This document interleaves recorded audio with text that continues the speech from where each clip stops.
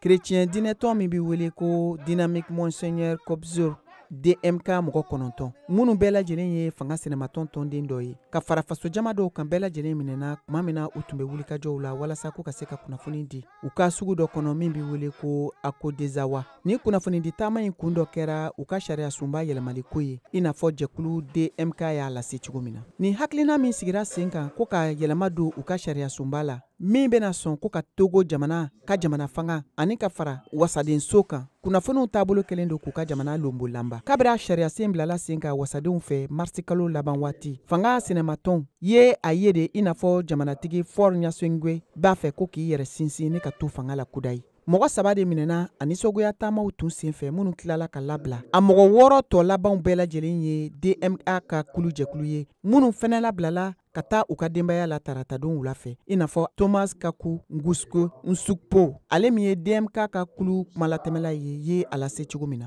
Walasa ka jaabi di ka taa a lagosibagaw fan fɛ Togo jamanatigi y'a laɲini ko ka kalancogo wɛrɛ kɛ u ka nin sariya sen gafe la min ka yan ka labila u ka wasabulon Assemblée nationale fɛ ni a don kɛrɛnkɛrɛnnen kelen ma fɔ hali bi. A ye a yira o sen fɛ fɛnɛ ko ka u ka wasaden kalata ani nagakɔrɔ kalataw bɔ u dɔgɔkɔrɔ n'a tun kan ka kɛ avril kalo tile 20 ka taa se a tile 29 ma. Fanga sɛnɛmatɔnw ani faso jama ka fara ɲɔgɔn kan kulu ye wele kɔni bila k'u bɛna bɔ ko ka tile 3 nisɔgoya taama kɛ min ka ka daminɛ bi alamisa sini juma ani ka kuncɛ sibiri don ko min kun de ye ka bɔ ko k'u ka nisɔgoya yira ka kɛ ni taabolo ye u ye min jate i n'a fɔ u ka jamana fanga ka sariya senw binni. A yirala kunnafoni labanw kɔnɔ ko nin nisɔgoya taamakɛlaw ka taama kɔni ma yamaruya jamana ɲɛmɔgɔw fɛ. A taamaden fanba kɔni bɔra ka bɔlɔnkɔnɔnaw minɛ taama min kɔnna u ka jamana kɔnɔ kabiri san 2022 waati. Dangarili waliba dɔ kɛlen kɔfɛ Lomé sugu kɔnɔna dɔ la min senfɛ u ka finitigi gendarme dɔ ale nin bɔnna. Assister massivement